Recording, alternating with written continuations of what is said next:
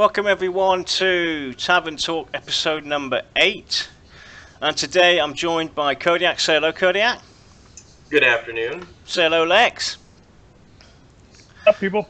And Delinda will not be able to join us today. He had to jump into work because of the storm that happened over on the East Coast. He's had to jump in and help out there. So he won't be with us today.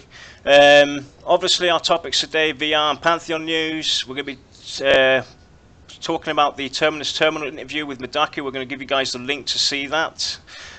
Forum hot topics are going to be mentoring, yay or nay, and X-Back surprise or not, and we'll show off the latest screenshots in between.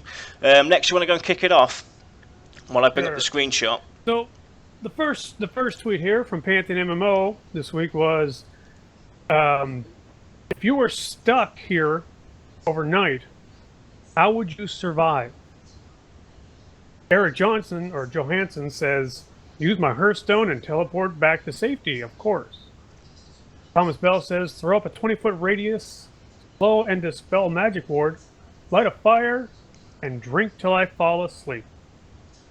My Thursday night. Krieg says, stay close to someone slow so I can outrun them if there's trouble.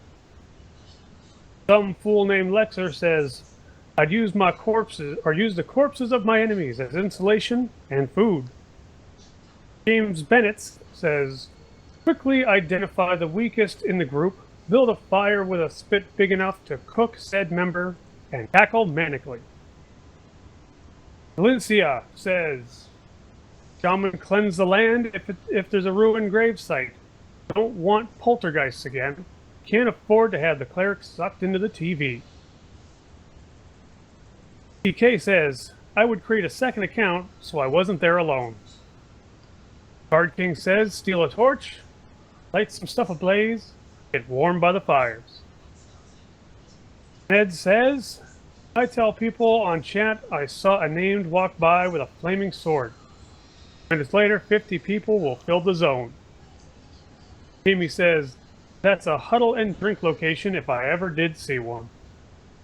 Caesar comes back and says, I will send my partner to explore the place, while I watch Hidden in the Dark.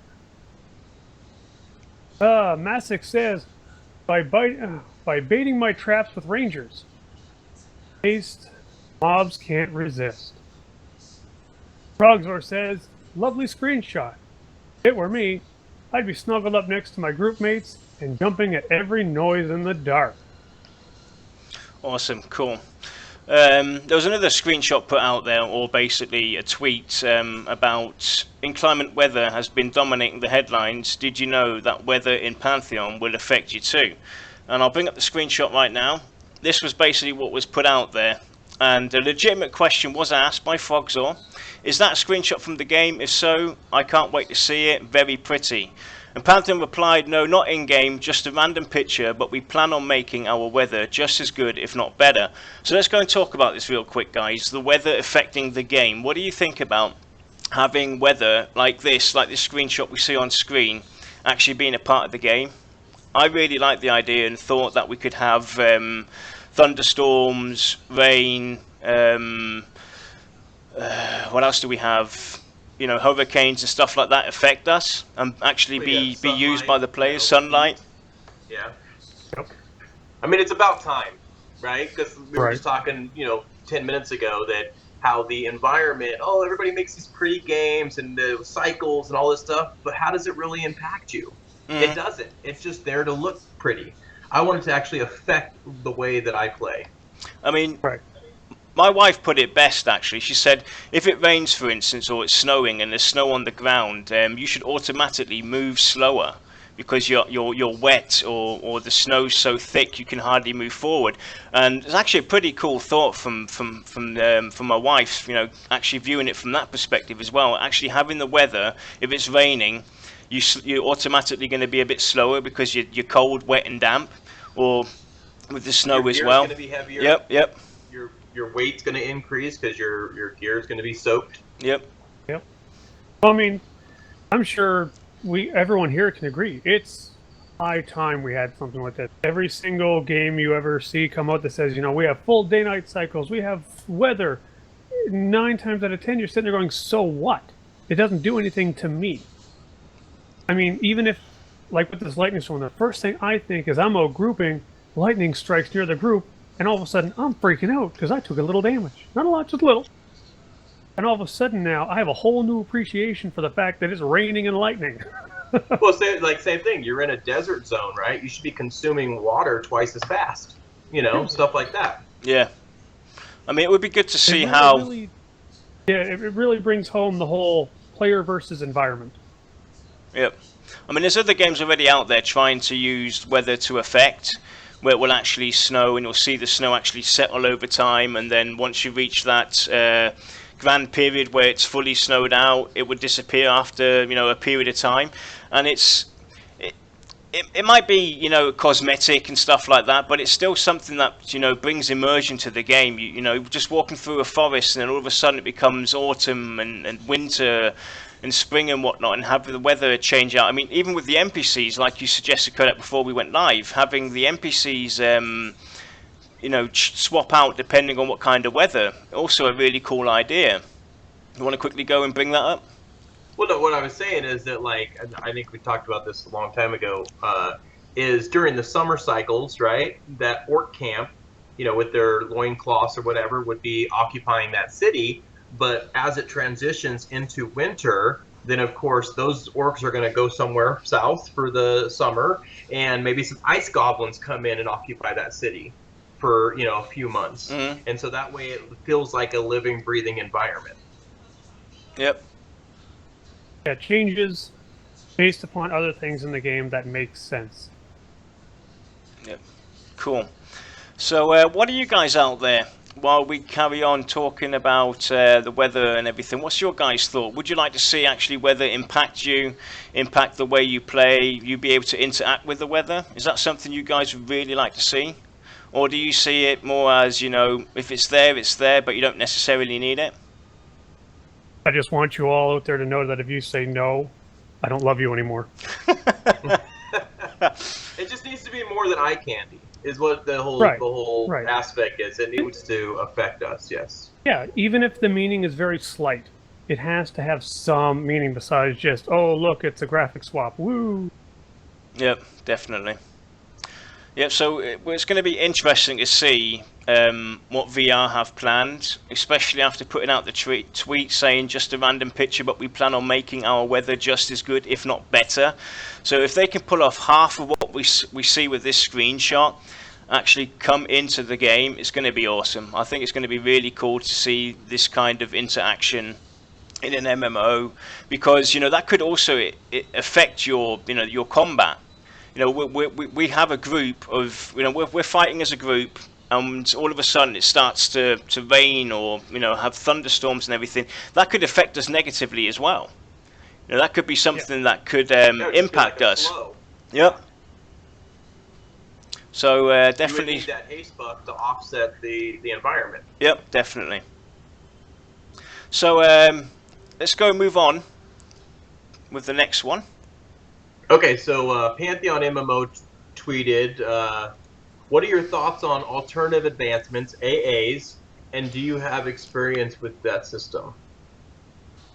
Definitely a good question. AAs has been, you know, it's been around forever. You know, AAs have been in multiple games. Or something akin to AAs. Yeah, I do like it if it's done right. Some systems. What I don't want to have happen, basically, with an AA system is your typical, depending on, let's say, for instance, now, I'm going to go and base it off of EverQuest 2, okay? That's the game I played, that's where I got to know my AAs. Me playing a Warden or a Druid, per se, you always had your, like, you had your AA tree, where you had your Druid tree, your Warden tree, etc., etc., etc. But you would have to go down, there was a maximum of 2 optimal skill trees to go down. That would be the set you would have to go down to either be the best at healing or the best at doing DPS, etc. And that's something I don't want to see happen with AAs. AAs should advance me, but it should make me be able to play the class how I want to play and not have any disadvantages by going down, you know, tree path number C instead of going tree path number B, which would be the optimal choice to go. That's what's always seems to be the problem with AAs, that you have a set path to go down to be, you know, optimal on doing DPS or being defensive or being, you know, the optimal having the healing stance. It should be something that I could do, and I should be able to do it as I feel playing my play style. Right. Well, it's like, you know, I'm very familiar with the EverQuest 1 and the EverQuest 2 and the WoW talent or AA system, as well as like all the other ones out there. I think EverQuest 1 had a very good idea, although it was very, very crude, because it was just, here's a big list of stuff you can get with the points that you earn. But there was, at the time when I quit playing, there was virtually no limit, you know. Could potentially earn thousands and thousands and thousands of points, which isn't necessarily a good thing, you know, because then you've got wild amount of differentiation between me and the next guy, you know, wildly. I'll sit there with 800 AAs, which at the end game was your statistic, like your gear score almost. And someone else who had 200, you know, he was looked down upon. With EverQuest 2, the problem is that it was, you want to do this, here's your line. If you want to do this, here's your line. Everything else was just blah. Yep. It was just not worth it.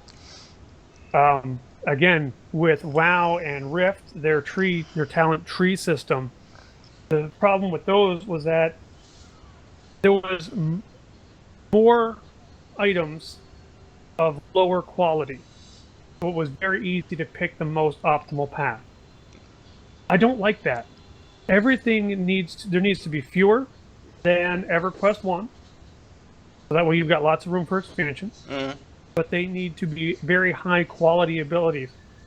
Like, you don't give me choice between taking 20% less damage and doing 3% more damage when the thing's at 50% life. Yeah.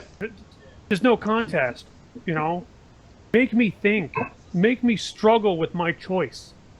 That's yeah, see, and I like the EQ1 thing, but I think they have way too many, and they're too easy to earn. Like, I think that you should have to work for them. They should be harder to achieve and greater rewards for getting them. Yep. You know? Yeah. Not like, oh, +2 stamina, +2 this, you know, +5% of this, and 20%, you know, extended this. No, like, give me something awesome, but I had to work hard for it. You know, Smarty said it as well, basically, you know, put it in spells and abilities. That's the kind of thing I would personally like to see happen is, depending on what class you are, your AAs that you spend are based upon the spells that you have. So I can actually go into my AA tree. I'm going to take the easiest example is, let's pick the wizard. Yeah, you have ice, you have, you know, an ice spell, you have a fire spell, you have a lightning spell, for instance. And that would be in your AA tree to go and specialize on. So you could go and pick going down the lightning path, for instance, or going down the fire path, or going down the ice path, and advance, you know, depending on how you put your points in there, would make you, you know, a unique wizard in, you know, lightning, a unique wizard in fire. It doesn't make you any less important. It just gives you a different advancement you're going down. So you could have a wizard who's doing fire damage, you can have a wizard that's doing ice damage, and they'll still be both important within a group and stuff like that, and depending on how they put their AAs. The same with the healers. I could go down my path, you know, choosing to put my AAs in all my defensive spells, or put all my AAs into my heal spells, or put all my AAs into my offensive debuffs and stuff like that. That's where it would make sense for me to go into an AA system and actually work off of my spells. That's how I kind of would like to see it go. Obviously, yes, you would add, you know, special abilities that you could unlock with that, you know, once you've maxed it out and everything. But it should still be something that you do that actually impacts your character. Because, like you said, I always like passive. I always unlock the passive abilities first, or whatever, because that makes you just passively awesome, right? When you have plus 25% damage on fire or whatever, then that makes it mid-maxer. So then if that's what you're going for, you know what I'm saying? Like, I would rather it be passive, like food consumption, or something that's just going to make it the way of life easier in game. Yeah. Right. Now, here's a question though. With most alternate advancement systems, like with EverQuest, you had to start that at a fairly respectably high level. With Rift and WoW, I think maybe EverQuest 2 did it a little bit too, except you had to earn them through experience splitting. You started those much earlier on. Would you guys prefer to start your talent or alternate advancement system early, or would you prefer that to be, okay, I've hit end game, let's use alternate advancement system as a way to feel like I'm still progressing? Well, I think that they need to, because I was reading something about, once you hit max level, basically you take the max level characters out of the community by not having some type of AA system implemented. So you have to have something to keep them active in the game once they hit max level. Yeah, that's a big obstacle that they usually have to overcome, is where, people are going to level fast. It doesn't matter if you want to or not. A group, you could get 3 or 4 levels in a day. It's a hard game, like EverQuest was back in the day. So if you should kind of start it off, I would probably go mid-level, simply because you feel like, hey, here's something new, oh my god. But kind of make it so that your points that you earn from that starting point are very wide, like maybe it starts off 5 levels per item and then it goes to 3 and whatever, and then as you hit max level you could increase the rate that you get them. I don't know. I'm not saying this for one way or the other, but it would be probably a nice way to really ease into an AA. It all comes down to, though, at the end, it has to make sense. Yes. Basically, it has to make sense no matter when you implement your AA system. I mean, the example for the EverQuest 2 AA system, there was a lot of stuff in those trees that were useless to most of the characters. It made absolutely no sense to go down that skill path. I could just base it off the warden. I could go down a path where I could charm animals. But in most of the zones, there were hardly any animals for a warden to be able to charm and take control of in the later expansions and stuff like that. So it made absolutely no sense to go down that path. And it's right. Stuff like that they have to filter out.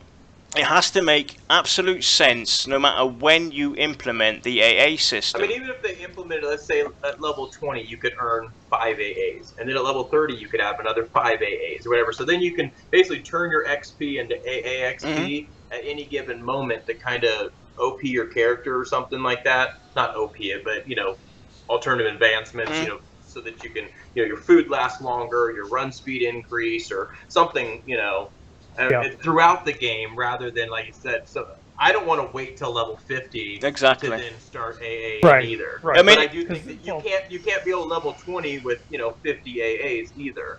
Like they have to put a cap on it and give you little by little, Right. Yeah. Because the main problem you have is, like, if you're holding a feature back for endgame, that feels like you don't have access to the full game until. Yep. That's an issue. That's a huge issue. One that constantly really just, chaps my backside. Because it feels like I have to put in 400 hours or more sometimes just so that I can play the full game. And plus it makes... And I'd like to see more class-specific things, too. Yeah. Yes, absolutely. And I would like to see... That's going to define your class. And plus, learning mid-level. Let's say, for instance, you start at level 30, for instance. Midway, you start getting your AAs. You're going to need the time as well to actually learn these abilities and learn how to use them and what skill set's going to be optimal for you playing further along down the line. We've all done it. We've all been max level, gone into the AA system when it came out, and what have we done? We restacked about 1,000 times before we found that system that we actually wanted. I would rather have something that I can, gradually learn upon, and before I hit max level, I can then see what I want to do at the end. See, and the other thing that people discuss is, let's say a rogue with 200 AAs versus a third generation rogue with his perks. Are they going to be equivalent? You know, so you Good have question. to put that into consideration also when they start doing the progeny system. You know, first generation, second generation. You know. Yep, definitely. Well, here's something else I'd like to see. Because I look at alternate advancements or talent trees or whatever you want to call it as something that makes you specialize. You know, it really. You say I'm a warrior. I want to be a tank instead of a DPS warrior. Just for instance, this gives me the path to really dive deep into either of those realms. However, I see fit. Maybe I go into attacks that debuff my target so I hit harder, or maybe I'm going deeper into the tank one to where I can avoid more instead of just taking the hits. I would love to see a quest line, something to make it feel like I've actually earned the right. That's actually special. That's actually a pretty cool idea. Having a quest line that would basically unlock the let's call these AAs. You know, it's your specialization of you actually understanding your Dire Lord or your Shaman and everything. You get put on a quest rather than XP. Yeah. And you get put down onto, you can learn about this achievement tree that you can unlock. I do got to give Sparty credit, because I do believe this is something that Sparty said in chat. Mm-hmm. But it's been gnawing in the back of my head for a while. So just sorry to interrupt. Just say that. Yep. Definitely. So it's going to be interesting to see how AAs get implemented, and whatever they're going to call it, talent trees, AAs, whatever. Definitely going to be something interesting to follow and see. Maybe we'll have to talk about this on a Thursday show or something like that, and see what ideas we can come up. I mean, we talked about it last Thursday. We talked about having AAs actually impact your armor and stuff like that as well. So it's definitely something to be cautious of, and to watch, and to voice your opinion on, because I don't want to just see it done like it's been done in many other games where most of the stuff makes no sense. I do want it to be something that affects my play style, that affects my class in particular, on the way I go and approach this. So I do have a slight variation compared to the next cleric next to me, or towards the shaman, or towards the Dire Lord. I would like to see different impacts. They're not something that makes you completely unique, but it still makes you different. Yeah, the only thing that I really want is, something that sets me apart, even if it just feels like it sets me apart. But I also want my points to actually have value to me, not like with EverQuest. Oh, how many AAs you got? Oh, I got 1,200 AAs. So they're not valuable to me at all, because it's like I can get 25 more whenever. My choices also have to feel like, oh, I want this, but I want that. What am I going to do? Yeah. And then when I That's finally what decide, I think that you should be able to grind XP for AAs for, like, say, passive abilities. But if there's an ability that needs to be unlocked, like a fighting ability, or an additional spell thing, I think you should have to go and quest and talk to somebody and learn about it, and all that stuff. So I think there should be multiple ways to gain those, especially with like a trademark ability. Yeah. So let's go and move on to the next part. The next tweet was basically check out the latest Q&A with Terminus Terminal. Yep, I brought it up on here on the for you guys to quickly go in overview. Yep, with the Associate Community Manager. Yep. Pretty good interview. You should go check it out. And now we'll move into the forum hot topics, which is definitely very interesting. We've picked 2 topics today. One on mentoring, yay or nay. And I'm going to go and bring that up right now for you guys. There we go. And here we go. So, this was posted by Jason in the forums. You are deep within a dungeon in a group that took you ages to get together. You are having a great time. Suddenly your only tank or only healer dings and gains a level. Now there is a level gap that prevents certain or all people in the group from getting XP. Your tank or your healer just dinged who just informs your group that they must regretfully leave because of the XP situation and there are no other tanks or healers around to take their place. You cry as your group breaks up for the night. Could or should this be able to be prevented? In Vanguard, when this happened, a person in your group could mentor someone of lower level and then than them and temporarily become that level. Some games like Rift and this and let you keep all of your higher level abilities and armor, but they were simply reduced in power. Other games only allowed you to then use the abilities of your newly lower level, and other games didn't allow you to mentor at all. What are you in favour of? There was a poll about this. And he added, would like to see a turn off XP button, or at least, or in addition to this, then a person could at least delay dinging for the greater benefit of the group. So it's definitely a very interesting forum topic and topic in general to talk about. There are pros and cons towards mentoring. I've seen this problem in other games, like my experience in EverQuest 2. The mentoring system, while it was cool, it was still useless because no matter what level I was, if I was a level 100 and I go mentor down onto level 20, I was still overpowered in EverQuest 2. You know, I would automatically get the aggro. I would automatically have no problem, you know, running into a full room, pulling everything and have them bash down on me, no matter what class I was, be it a cloth class, chainmail or leather. It didn't matter, and that's the wrong way of doing it. The way I understood it in Vanguard is basically you would mentor down and only have those abilities available to you at that level. So if I'm a level 50 character and I mentor down to level 20, I would only have the abilities from level 1 to 20 in my repertoire to use. All the other spells that I gained over the time would not be available to me. The same with I think your armor system would get cut down as well. You could only use armor in that level. I think that's a way they should do it. There is definitely reason to be able to mentor down, especially when you have your friends you've been playing with for a long time. If they go on holiday or whatnot for a longer period, you carry on leveling because you're not going on holiday. They come back, they're going to have a harder time catching up, especially if it's only just one or two friends of that group or that raid or whatever. We should be able to help out each other. That's the way I see it. It all comes down to balancing in the end. What's your take on this, guys? I'm 100% for some type of a mentoring system, but it's got to, because every game that I've seen that's had a mentoring system where you get to level down to one of your friends, you are like 10 times more powerful than your friend, right? Mm-hmm. Like it needs to be equal. I don't care if they give you some type of a res sickness or something that just makes you weak.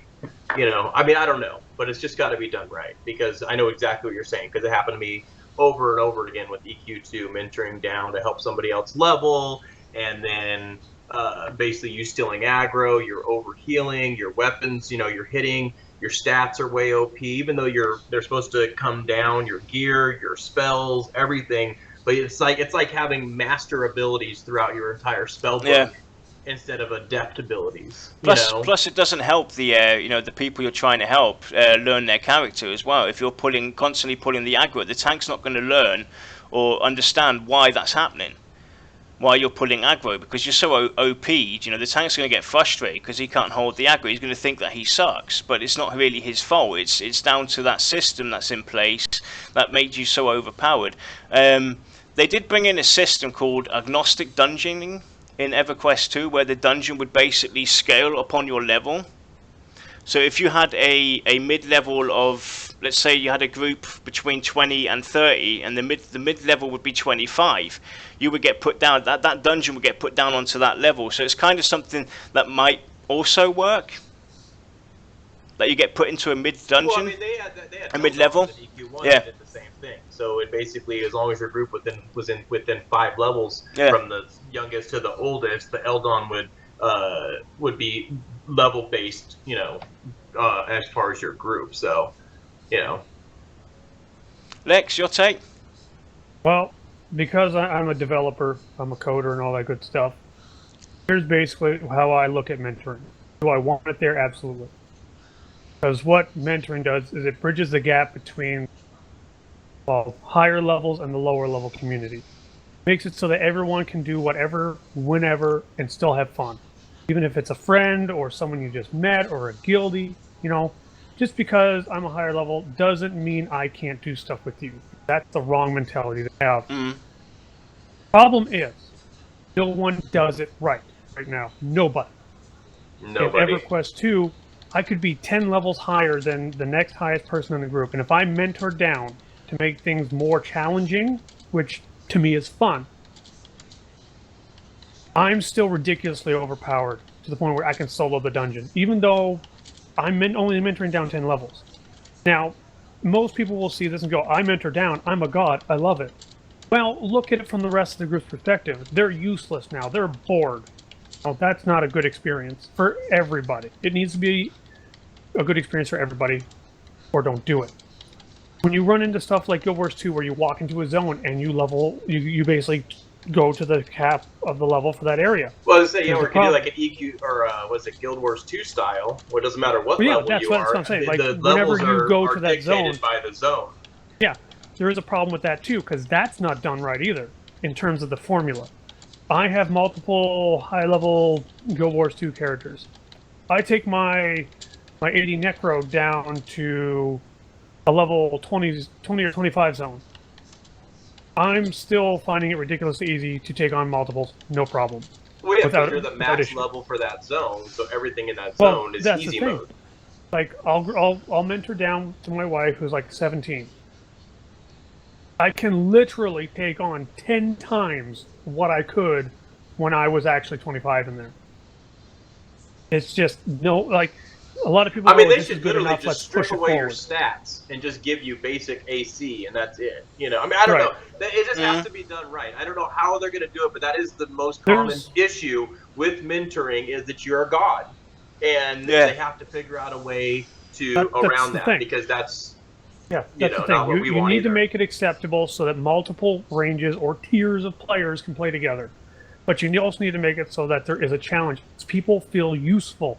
I'm not just following around a high-level guy, looting stuff, because that's boring. I'd rather not play than do that. Yeah. But here's the thing. There's a couple ways that you can address this. And I know people are going to freak out when I say the three-letter word that's blasphemy in MMOs. Cap things for a certain level range. They did it for the low levels in EverQuest 1, where you couldn't get higher than 20 until you hit like level 20 or level 10 or something. It sucks. It doesn't make sense. True. But only if you were a twink. Meaning you had a bunch of high-level gear on a low-level character. That was the only time that ever applied to you. You were already imbalanced because of the gear that you had no business having. So they had to balance it a little bit. Otherwise, you just run through all the way to level 20, no problem. So yeah, but twink gear is totally different than mentoring down. I still think that, like you said, if you're level 50 and you mentor down to level 15, right? You're basically got level 15 mastery spells, you got raid gear, you got everything, and you are just so overpowered it's ridiculous. That's the problem. What about basically having some kind of system in place where you would have to go to an NPC? And let's say, for instance, now you want to go and mentor down to, you know, let's say from level 50 to level 15 and go with this group of friends and whatnot to help them out. You would have to go to an NPC that would give you a kit that is, you know, gear for level 15. It wouldn't be something that's OP, it wouldn't be something that's completely useless, but it would be gear that is equivalent to that level that you would have to have on you to actually go and do it. You would have to switch out your gear completely. Assuming that there is like a wardrobe system, sure. But it would be very annoying to have to swap, you know, 13, 14, 15 slots every time I do something with my friends.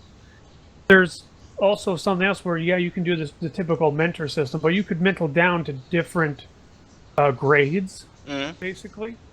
So if you want to mentor down just normal, yeah, you're probably going to be a little OP. We have to accept that.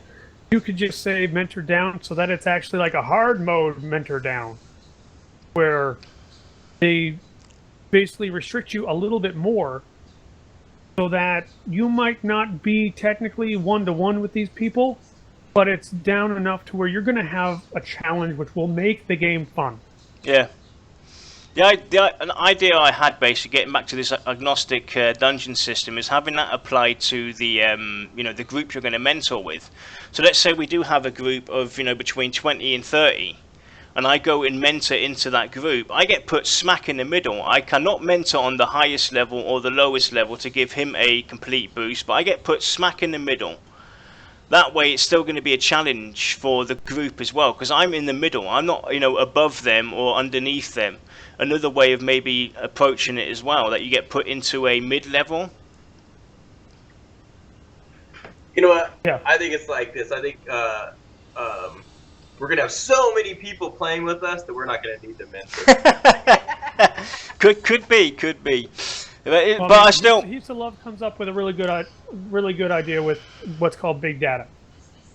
Basically, you take everyone in this level range. You mentor down to a level 20. So you take everyone at level 20 that is a natural level 20. Mhm. You average out the stats. You give it to that person. The only problem is that you run into filtering issues with melee DPS versus a caster DPS versus a melee tank versus an avoidance tank or whatnot. It does get a little mucky there, and I don't think VR really has the capabilities to do that, simply because of lack of funding and lack of manpower. Mhm.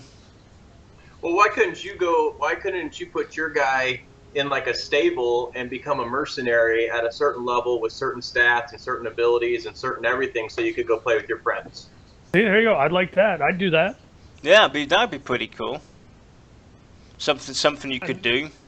That would even give you the ability to say, I'm a Dire Lord, I'm a tank. But the group that I'm going to already has a tank. Well, I end up taking over the persona of a mercenary who's a healer, because that's what they need. Boom. Yeah, so you basically I fit a put, role, and I'm in the group, and I'm of level. You put your guy in a stable or in a retirement home or whatever for the 30 minutes that you're going to go group with with people, and then you basically take the persona of a mercenary and you go and join that group. Interesting. I really like that. Interesting idea. Maybe you're not in it for the XP. You're in it for loot and gold and and other things. And the socialization. Factions, stuff like that. There could be a lot of other reasons to go out and do that rather than using your own character. Definitely a cool idea.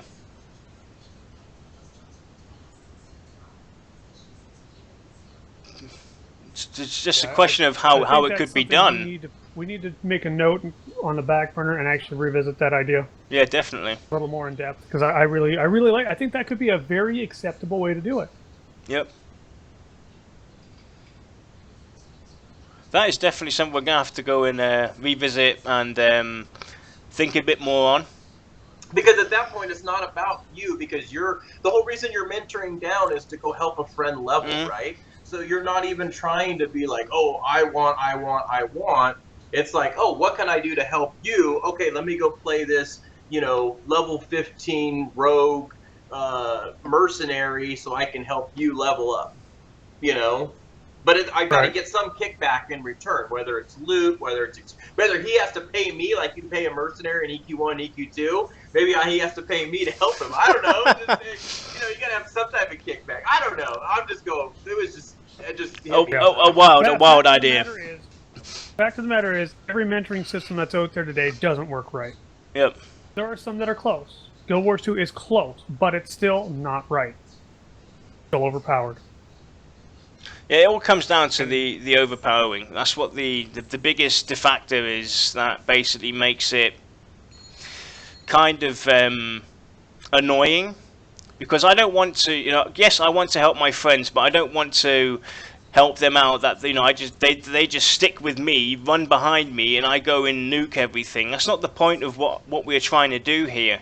I'm trying to help somebody out who's missed out a couple of weeks or months or whatever, and he's trying to get back into the game and do his thing, do his quests or whatever, or do his epic, God knows what he's doing. And I want to help him out, but have fun at the same time. And I don't want him to be at a disadvantage, because that's where he gets put into a disadvantage. If he just runs behind me, some people might like that, running behind people and just getting pulled through, but that's not the point. It drives me nuts. It drives me crazy. Now, Streakers actually comes up with a really neat idea. What if they implement a mentor talent tree or AA system where you only gain experience while you're mentoring. That'd be kind of neat. I'd like that too. Definitely. And then you could do stuff like the ability to boost the experience of the group, or maybe get something extra out of it.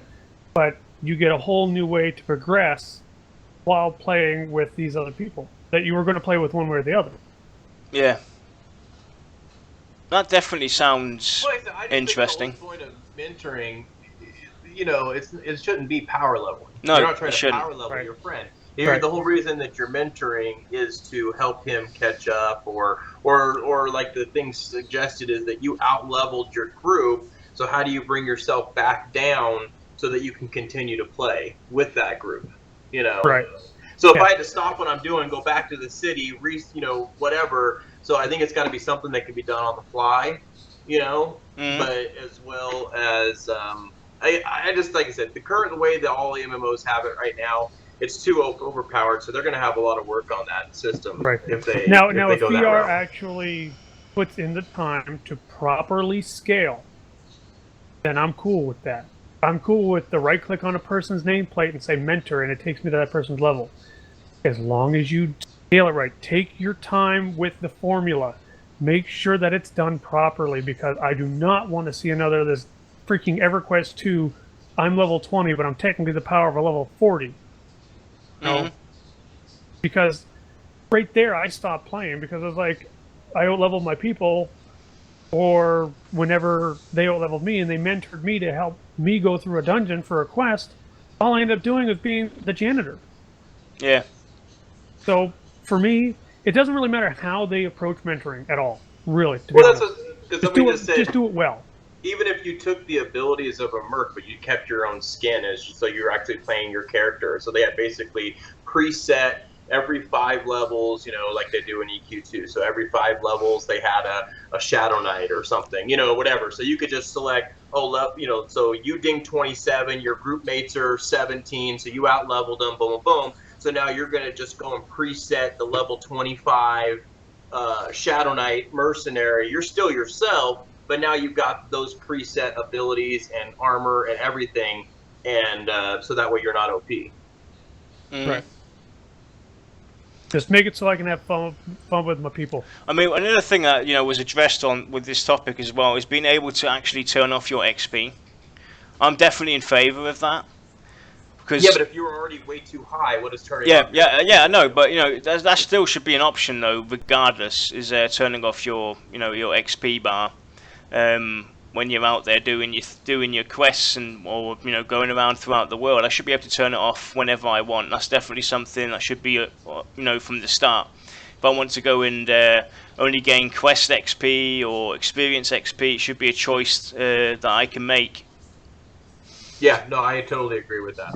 I think you should be able to turn it off whenever you want, because if you're working on a quest and it's green to you, and you ding another level, and then now it's grayed out, so now you don't get the reward, you don't get the XP or whatever. You should be able to turn your thing off so you can still work on it in a challenge. Yeah.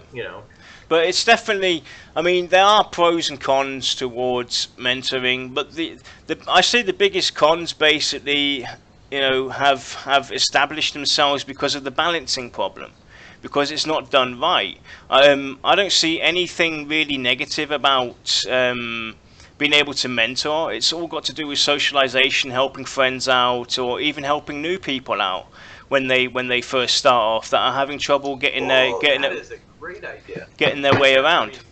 So every time you ding, right? Let's say it's basically at every level, the game saves your stats and your abilities and your gear, right, for level 17, level 22, level 23, whatever, right? So when you mentor down to level 17, your guy automatically turns into exact what you were at 17.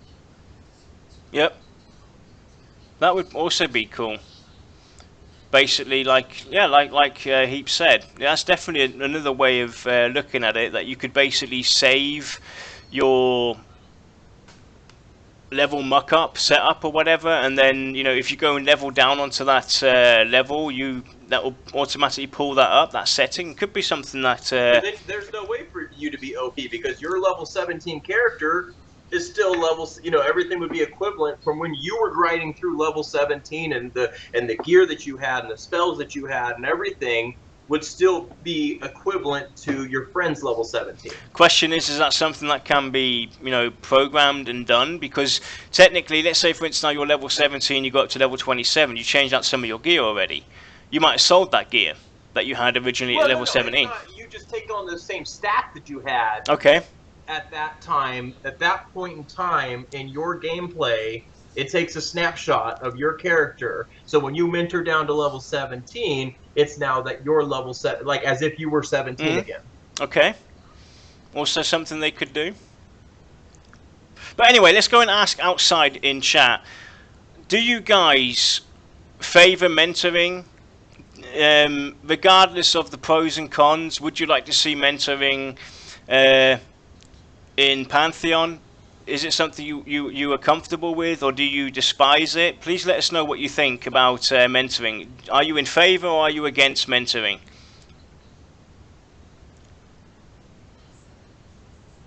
I think it's just like with almost every other feature that Pantheon has brought up. If they do it well, it's fine. It's just if they don't do it well, that's going to become an issue.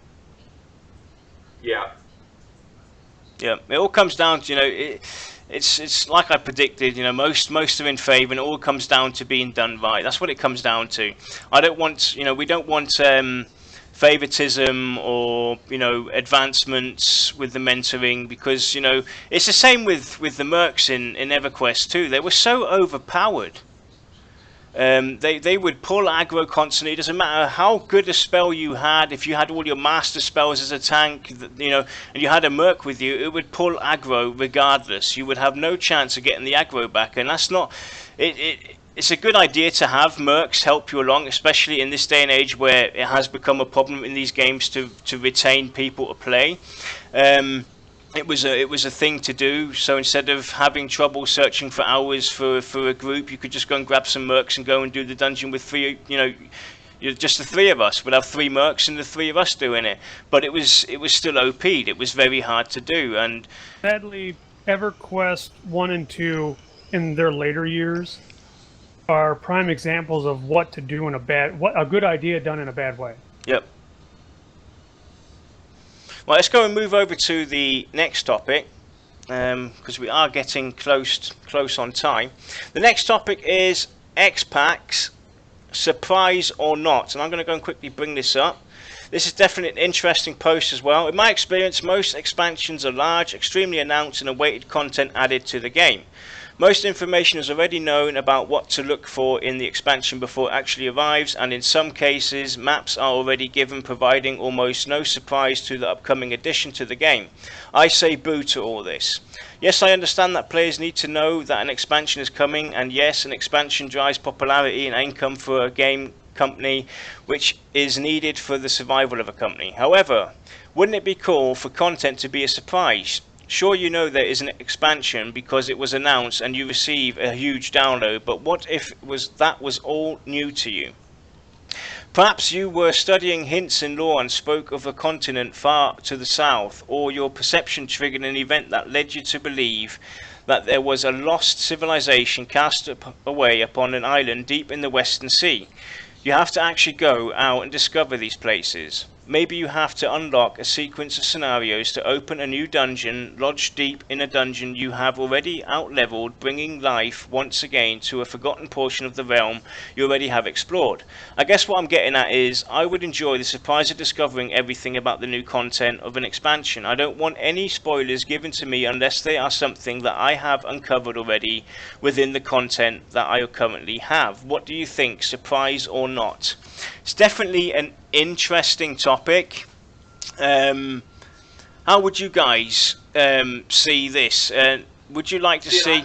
Go on then, Cody. I like how Dow was saying, you know, I don't know if it was last week or whatever, when we were talking about lore and everything, like having little cookie crumbs throughout the world, and you're finding things to give you clues of what the next expansion. Now, that being said, I don't like the expansions to be just level increases or, oh, here's a new race or whatever. I like my idea or whatever of the evolution of the server evolution, right? So here's some cookie crumbs. This is how you unlock.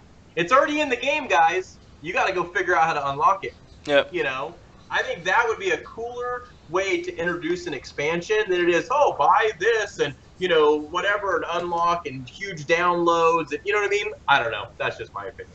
You could do a mix, basically. The way I'd like to see it, it's obviously, you know, people are going to want to know this stuff, but I'd like to see it mixed up.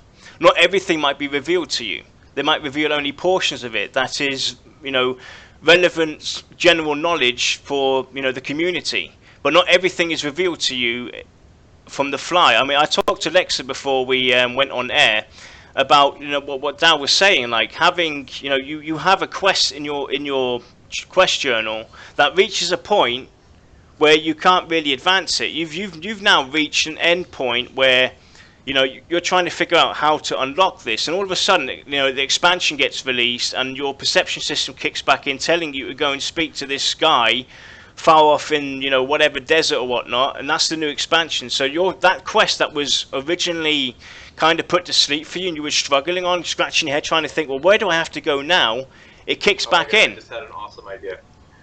All right, so check this out. It kind of dictates to the AA thing, right? So it's expansions and AAs all built into one, right? So they have an expansion come out, and let's say it's a new race, new zone, whatever. No level cap increase, right? But they introduce AAs per zone, right?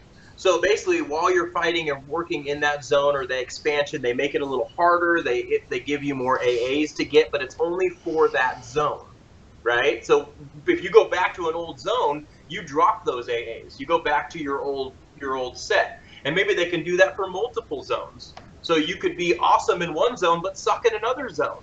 So until you go to that zone and experience that zone and fight in that zone, and, you know, spend AA points to make yourself awesome in that zone, but you could go to the zone by zone by zone and become awesome throughout the world, but you got to spend time fighting in that zone. I mean, we'll get Lex in this in a minute. Sorry, Lex.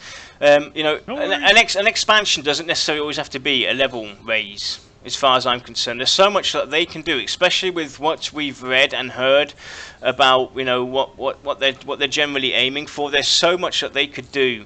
They don't need to always have, you know, expansions be related to, you know, gaining a level or gaining 5 levels or whatnot. They could unlock other stuff. If they make the content harder for those each expansions, you're going to need to work towards something, or taking the gear from an old thing, right? Let's say you keep the same gear, you go to the new expansion zone, right? You're going to get pummeled. So you have to earn something to make you able to get to that next raid content and so on and so forth. Yeah. So Lex, let's get you into this. Well, I'm not going to say yay or nay to a surprise or announce, because here's the thing. I've been playing MMOs for over 20 years. It's a long damn time to be playing MMOs. It's always bugged me how, you know, you get a good game, it's got a subscription, you're paying a monthly fee to play this game. Now, some games that are subscription-based are still doing cash shops, usually cosmetic stuff. Now, here's the issue I have. If I'm paying you a monthly subscription plus paying money out of pocket for cosmetics, why am I now paying to increase the game? In my opinion, expansion is part of your subscription. I'd be cool paying $20 a month as long as my expansions are covered. Now, here's the thing. Very large expansions, either way, pay or free. You can do your commercials and your advertising and your events. That's cool.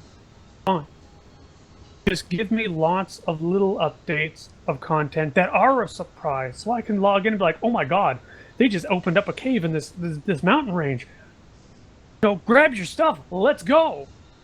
Kind of stuff, you know? So you do have the surprise, but you do have the planned expansions where you're just chomping at the bit to get this new big experience, raid zone, whatever. Now, when I look at expansions in terms of progressing a game, increasing the level cap is an excuse that every company has used to not be creative, to not bother with the game content. Because look at the games that are out there now, people. There hasn't been an original freaking idea in a raid encounter in 10 years. Now think about that. We've settled for the same stuff for 10 years. No one's been creative. because they just increase the level cap, make stuff harder, boom. I'm of the camp of maybe every second or third expansion, you could give me a few levels. Because maybe you need to level up to get more points for more talents or A's or whatnot. Whatever. Fine. No more of these massive jumps. Period. Because that is lazy. Instead, why not focus on new content with new creative ideas? Now, I know a lot of people are going to go, well, fine. Tell me something creative then that you would do. Okay. What if you take a raid force, you split it in half, or even just with a group, you split it in half. One's got to go one way to do puzzles, the other one has to go the other way for puzzles, and depending upon how they do them, it opens up a new path. You could have 2 paths at the beginning, doing puzzles, nice and balanced for small groups or small raid, whatever. Depending on how they do or what they do, you could open up any number of bosses or paths or shortcuts. Now, you could even just say there's 8 or even 6. Right there, we've done something different. Where you're not a full group, you're a split group that everyone really has to count on each other, everyone has to pull their weight. Some may have to fight, some may have to do puzzles. Depending on what they do, you might get a different outcome that you've never seen before. And you're going to sit and go, what in the world did you guys do? We've done the same thing every time. How hard was that? That took me 5 minutes to think of. Greg, that it's not fleshed out. Well, yeah, any kind of dynamic, thing is gonna, that it changes the outcome. Because everything being static, once you've done that boss fight 3 or 4 times, it's like, boring. Right, But well, if stuff changes throughout that boss fight and keeps you on your toes, whether it's you've got one group doing a puzzle, one group fighting a mob, and you got to keep, like when you have 2 mobs, you got to keep within 10% of each other as they whittle down or whatever. So you've got a puzzle on one side and a mob on the other, but you've got to trigger them at certain points when the mob is dying. I mean, I don't know. There's lots of things that they could do with it. There is lots of things that can be done, but no one's bothered to do it, okay? That's the problem, because they've always just raised the level cap, made the encounters with more hit points, and they hit harder. That's all they've done. It's boring. Look at Neverwinter. See, like I said, I would rather have server evolution, right? Where like you have to go find the lore, unlock something, give you some ancient dragon that whatever that you got to go find in the world until. I mean, I don't know. I mean, they could add like you guys have been talking about, a dungeon that we've done thousands of times. They could just go and switch out the end boss. Or add a different strategy to that encounter. Well, it's like, okay, so if you had a door, right? If you pick the lock, a certain boss shows up. If you use a key, a different lock shows up. If you bash the door down, you kick it down, a different boss, whatever. So depending on how you got to that boss, dictates the fight. Because 5 different random fights. Because the biggest problem with expansions, lots of ways that you could do this instead of just throwing numbers and increasing caps. Right, so that's basically the point. I mean, if you look at Neverwinter, I played that game on day 1. I was max level within the first 4 days when that game came out. Every single boss fight was exactly the same. You get a big boss, you deal with ads every time. I quit the game after the first week because I was like, this game is boring because it doesn't do anything different. Yep. Nothing. That's it's just pretty. That's what the big problem is with the expansions nowadays. It's go out and grind another 10 levels or 5 levels, get the newest gear, go into the newest raid zones, and go and collect, rinse and repeat, do what you've done for the last 5 expansions, and it has gotten boring. Why does everything have to be related to go out and get some new stuff? Why can't my old stuff be of value? Why can't my old stuff be made to be valuable in the new expansion? Right, and VR has said multiple times that they're really focusing on horizontal progression. Mm-hmm. So instead of just your level going up, there's more. You grow more. Yep. This gives me hope. Because maybe that means instead of an expansion just tossing more levels at me, they're going to give me more to do. Yep. Instead of just be like, oh, go grind these 10 levels, it'll take you 100 hours. General AA system, which you would use passively, doesn't matter what zone you're in, you're just awesome, right? But an expansion comes out, but in order for you to be good enough to fight in that zone, you're going to have to, level in that zone and maybe become immune to some of the poisons that are in that zone or something like that. And you've got to, you can't just automatically go to that zone and just be a god. You know? I mean, there's so much they can do. An expansion doesn't necessarily have to consist of extra AAs, level advancement. They could add a certain line of perception quests into this expansion that relate to the lore. The lore keeping idea alone. If they could implement that could be something that can be put into an expansion. The lore keeper idea we talked about last Tuesday. There's so much that can be done outside of your regular expansions. Yes, of course, we do want to have a big expansion come along every now and then, but it doesn't have to be constantly. Everything can it can be done in small steps, like you suggested earlier on, Kodiak. They could have stuff already on the server that isn't there, it hasn't been unlocked yet, until they go and say, right, let's go and let's do a quick patch, and we're going to surprise everybody. Boom, you log in the next time, all of a sudden your perception system kicks in. You go into this dungeon, all of a sudden it goes, hey, if you look closer at this wall, you can break it, and there might be something there. You've been in that dungeon thousands of times. It's never been there before, but now you're running through that hallway, and this wall seems to be a bit wobbly. You're going to think, hey, what the hell? This never happened to us before. They could do an expansion where just a god's pissed off at everybody, and he's messing with the weather. Yeah. Right? And you've got to, basically go kill that god or that boss fight to get the weather back so that it's normal. Yep. Or here's an idea. using some of the other dynamic systems that are already in place in the game. Yeah, and here's something that we've said multiple times on multiple different shows. Instead of adding a whole new continent, because let's face it, if there's magic in the world, you probably know what the planet's going to look like. Well, instead of making these new continents pop magically out of the ocean, why not just go back and change a city? Yeah. Change existing content. Update it.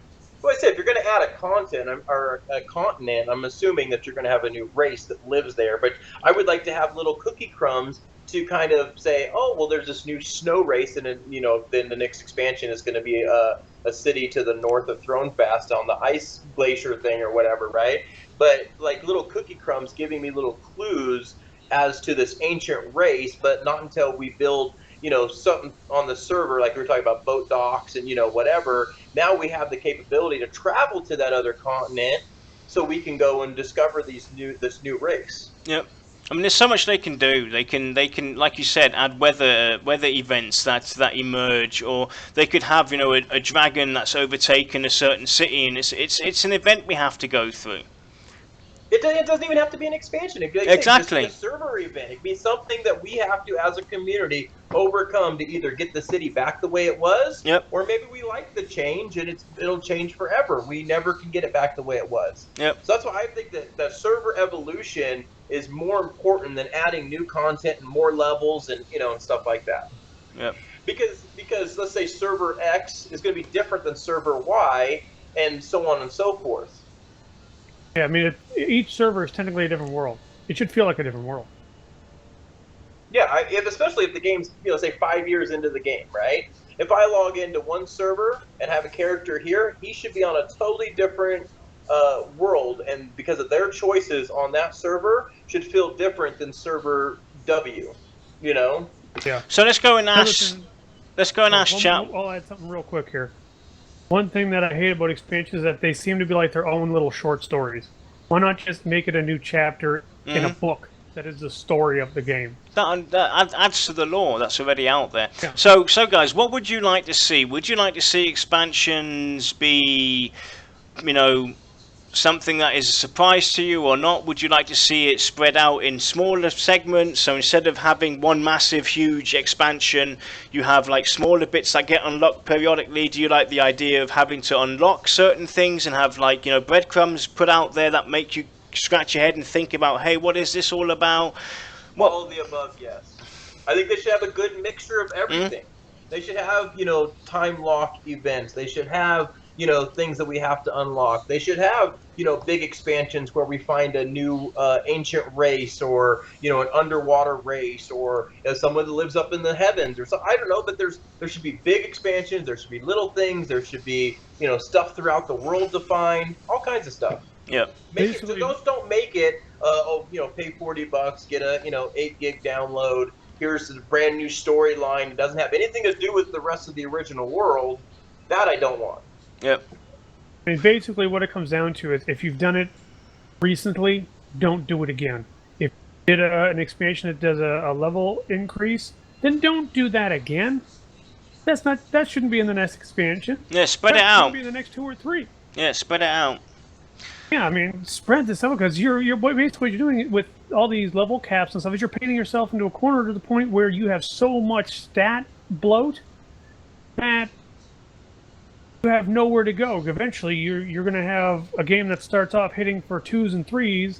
Now you're hitting for 5 or 6 million. It's like, yep. Don't you think it should have taken a while to get there? I mean, that happened with EverQuest too. There was an expansion where all of a sudden, my 30,000 hit points became 130,000 hit points overnight. It was like, whoa, what happened here?